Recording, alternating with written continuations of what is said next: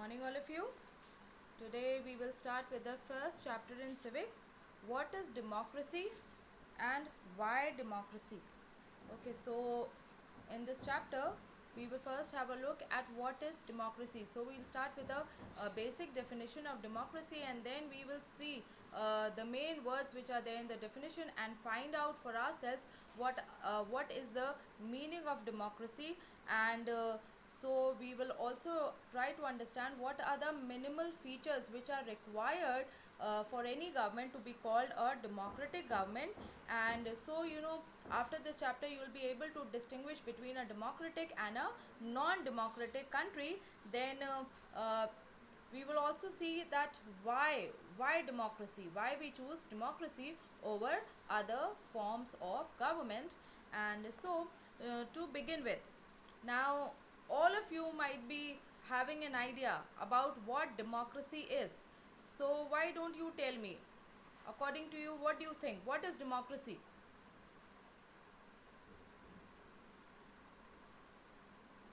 Yes, come on class 9 10. When democracy is a form of government in which the rulers are elected by the people. Okay, so democracy is a form of government in which the rulers are elected by the people. What are the other forms of government that you know of? Democracy is one. Any other form of government that you know of? Monarchy. Monarchy. Monarchy and Dictatorship. dictatorship. Okay, so uh, like one thing he has already told me that democracy is a government where rulers are elected by the people. Any other thing that you think there is which is different in a democratic country from a non-democratic one? Any other thing that you can make out which is different?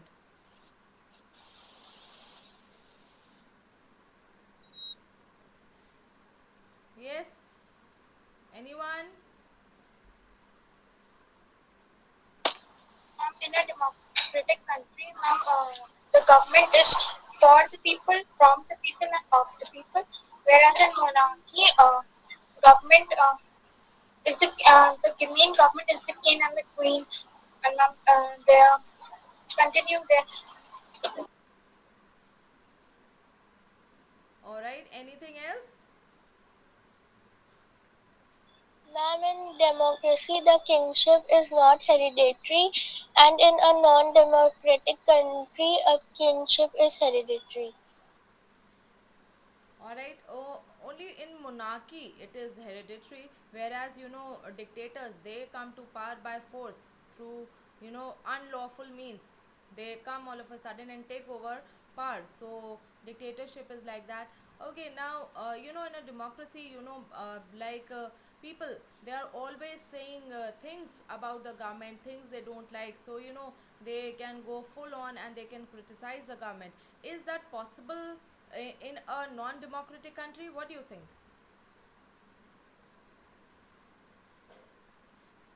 Can people say things against a king or a dictator? No, ma'am. No, ma'am.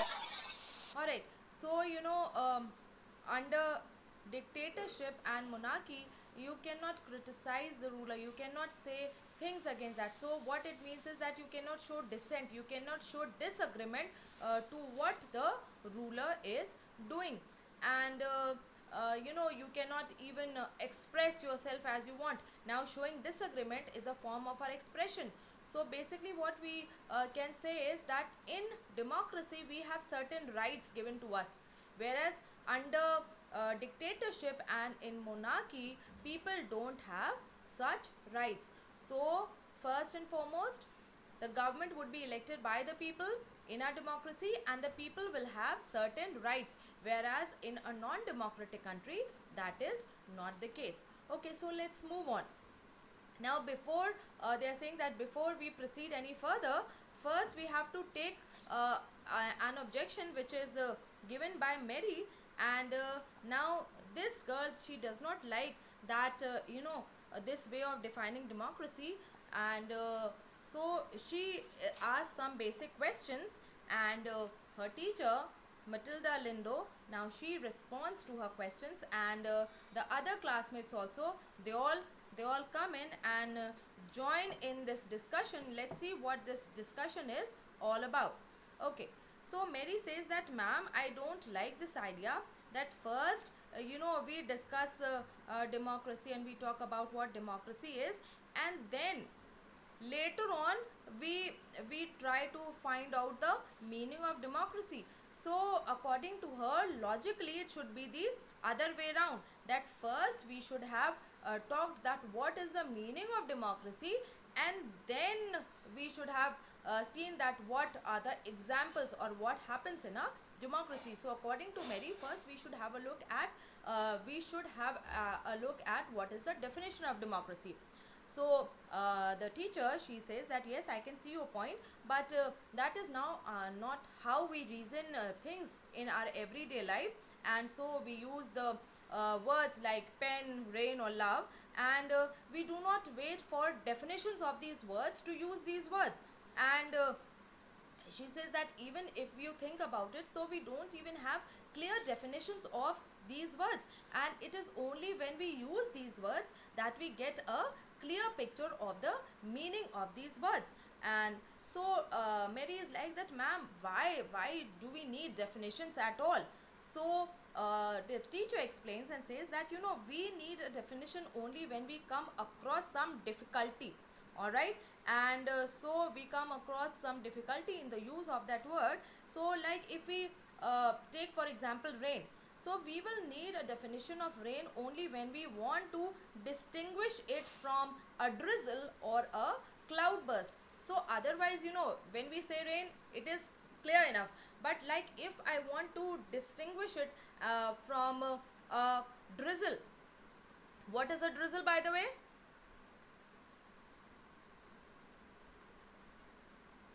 Yes, come on. We say it is drizzling. What does that mean? Raining, you all know. Drizzle, do you know what is a drizzle? Come on, class 9, don't tell me that. No one here. Ma'am, in Hindi we say Boonda Bandi. Rain lightly. Very light rain, alright? So it is very light rain. And what would be a cloud burst? Ma'am, heavy rain. Yes, very. Alright. So, we want to know what rain is only when we want to separate it or distinguish it from a drizzle or a cloud burst. And so the teacher is saying that the same is for democracy. We want a definition of democracy only because people use it for so many different purposes, and because so many different kinds of governments call themselves a democracy, and that is why we need to have a definition of democracy. And so one student, he says that, ma'am, we why do we need to work on a definition of democracy? We already have that definition given by Abraham Lincoln, and in which he said that democracy, you all also quote this definition so often, that democracy is the rule of the people, by the people, and for the people. And so the child, he goes on to say that in Meghalaya we have always ruled ourselves, and and that is accepted by everyone. So why change that? Why go about finding a definition of democracy? And so the teacher is like that, I'm not saying that we need to change it, and even I find this definition very very good and very beautiful.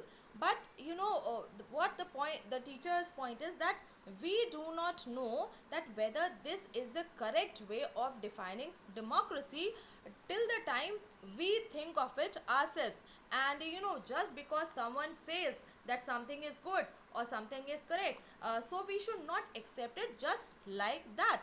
And because everyone else is accepting, so obviously we cannot go and accept it just like that.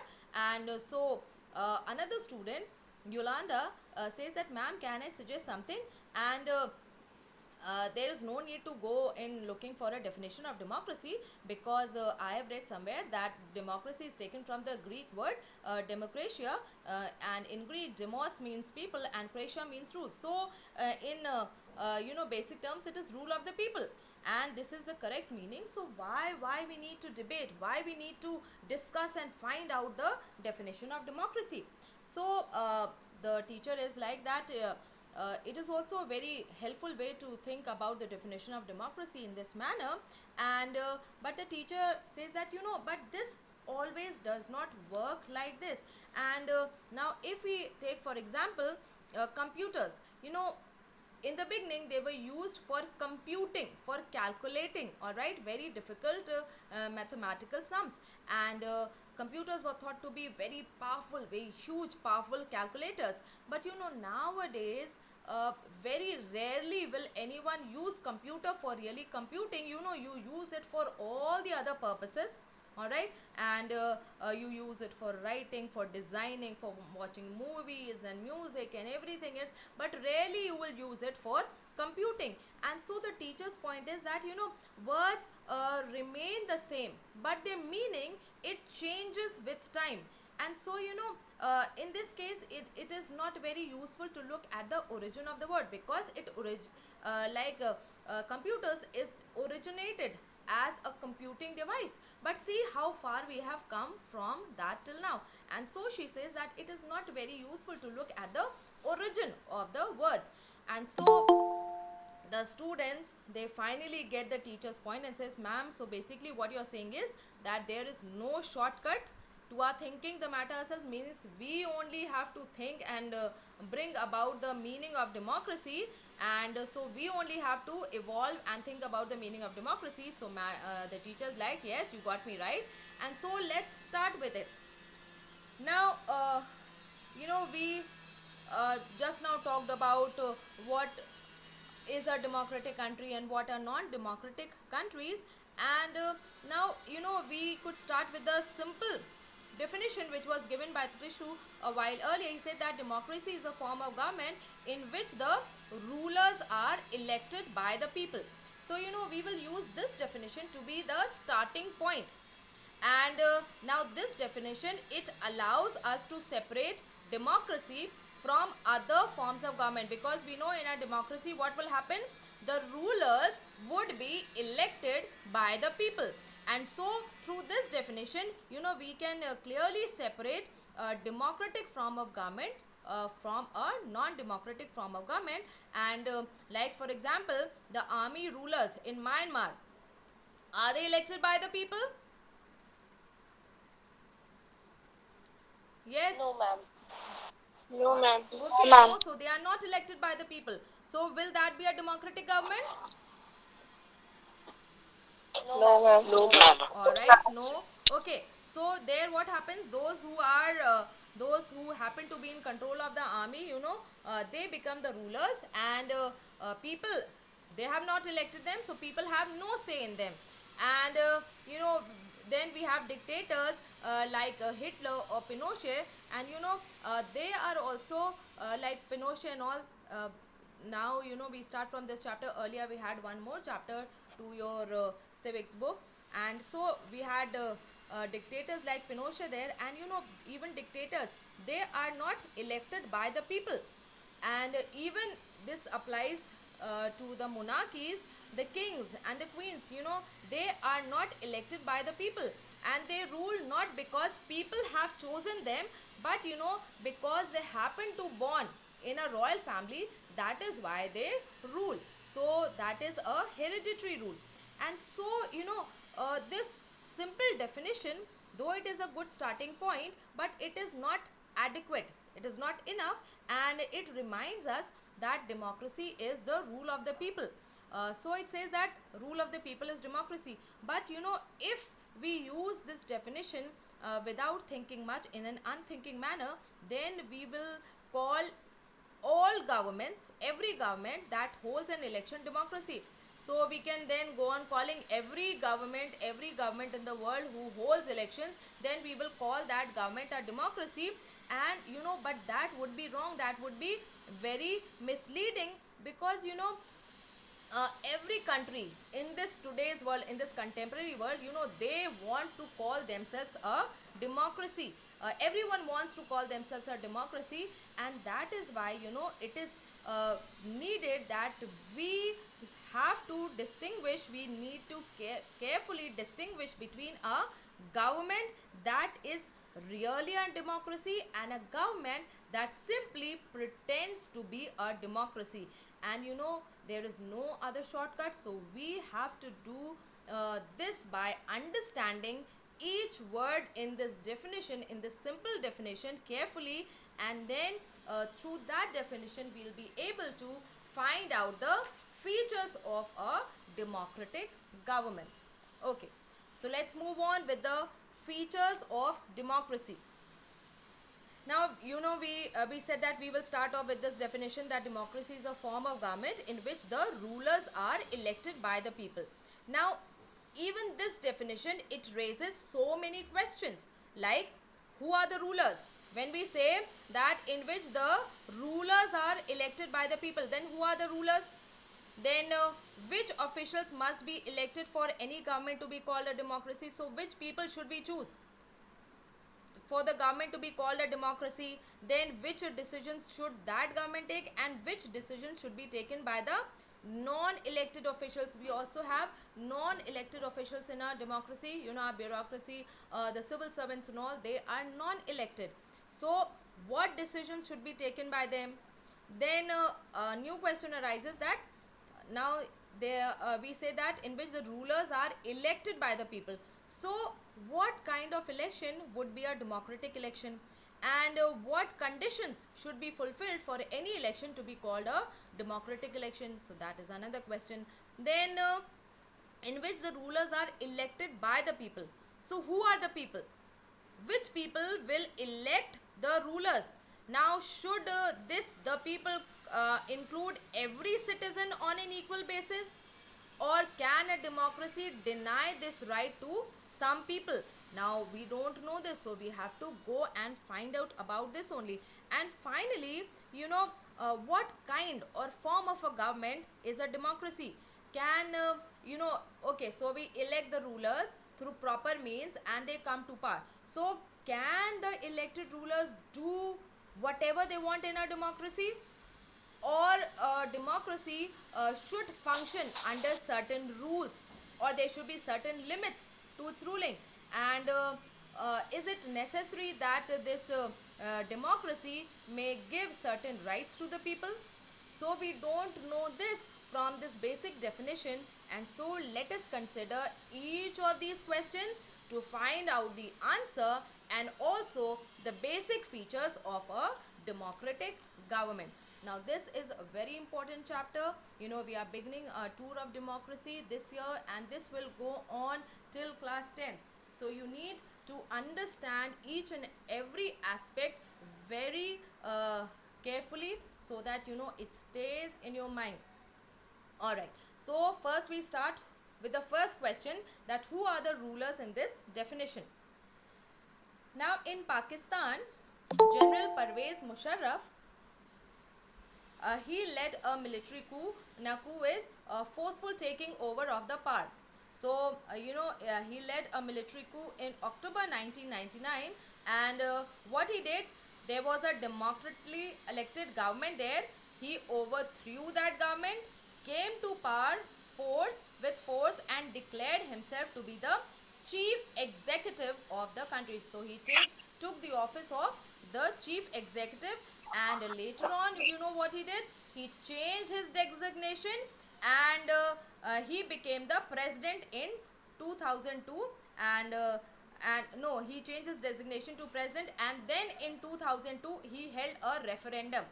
Tell me, what is a referendum? Yes, class, what is a referendum? Can anyone tell me what is a referendum?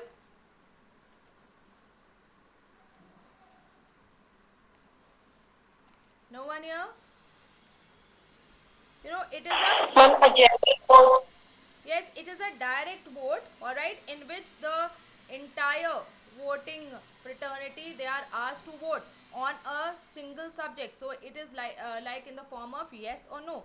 So it is a direct vote in which the entire all voting population is asked to either accept or to reject a certain proposal.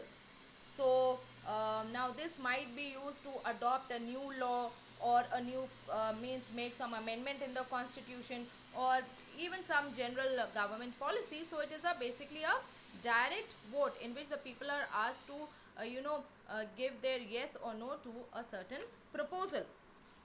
And so in 2002 he held a referendum in the country, and this referendum granted him a 5-year extension. But though he got a 5-year extension and he won that referendum, but Pakistani media, even the human rights organization and the activists for democracy in the country, they said that this referendum, it was based on malpractices, means wrong methods. So it was not right, all right, through correct, it was not held through correct means, and it was done through wrong methods. And so through malpractices, wrong methods and fraud, he won the referendum. And then after winning that referendum, he got an extension of to rule there for 5 years more. And so in August the same year, he issued a legal framework order. Now, what was this legal framework order? It amended the constitution of Pakistan, and now according to this new order, the president, he got the power to dismiss the national government or the provincial governments, means the national or the state governments or the state assemblies, whenever he wanted to. So he can dismiss them. He got the power to dismiss the national or the provincial assemblies or the provincial governments. And we had the elections are already there, so there was already a cabinet. So the work of this civilian cabinet, it was supervised by a body which was called as the National Security Council. So the work of this civilian cabinet or civilian assembly, it was supervised by a body which was called as National Security Council. And in this National Security Council, this was dominated by military officers. And so what happened after passing this law, Pakistan held elections, and so elections were held for the national as well as provincial assemblies or the state assemblies. And so Pakistan, they have elections, and elected representatives, they have some power, all right, but the real power, it rests with the military officers and General Pervez Musharraf himself, because elections are held, all right, we have national and state level assemblies, but their work is supervised by National Security Council, and in that National Security Councils we have military officers only. And so elections are held, representatives have some power, but the final power, it rests with military officers and General Pervez Musharraf himself. So clearly because of all these reasons, Pakistan under General Pervez Musharraf, what do you think? Can it be called a democracy? No, ma'am. No, ma'am. No, ma'am. Alright, so it cannot be called a democracy. But we'll focus on one of these. Now, can we say that the rulers are elected by the people in Pakistan? Now, can you say, we started with the definition that in a democracy, the rulers are elected by the people. Now, in case of Pakistan, what do you think? Are the rulers elected by the people? No. No, ma'am. No, they have elections. They have elections. But are the rulers elected by the people? No, ma'am. No, ma'am. No, Right. No. Why? Because people, they have elected their representatives to national assemblies also and state assemblies also. But the elected representatives, they are not the real rulers there. And why? Because they are not the ones who are taking the final decisions. The final decision making power, it rested with the army officials and with General Pervez Musharraf himself. all right, and not with those people who were, and not with those rulers who were elected by the people. And this happens in many dictatorships and many monarchies also. They have properly elected parliaments and government, but the real power is with those who are not elected. And now in the last chapter, obviously you don't have that, so this is my old book, that is why a reference is given here. So basically what happens, that even in monarchies, that is not the case, because they have elected parliaments and all, but the real decision making power, it rests with the king or the queen. And so this gives us the first feature of democracy, and that is that in a democracy, the final decision making power must rest with those elected by the people. So when we started, what we said, that the rulers are elected by the people, but now through this particular discussion of Pakistan, we got to know that not, it is not sufficient that the rulers are elected by the people, but then who are these rulers, we also got to know them, and who is taking the final decision making power. And so we come to the conclusion that in a democracy, the final decision making power must rest with those elected by the people. So it is not only sufficient enough that we elect the rulers, but those that whom the people have elected, they should have the final decision making power. Okay, so have you understood till here, Yes, ma'am. all of you? Yes, ma'am. Yes, ma'am. Okay.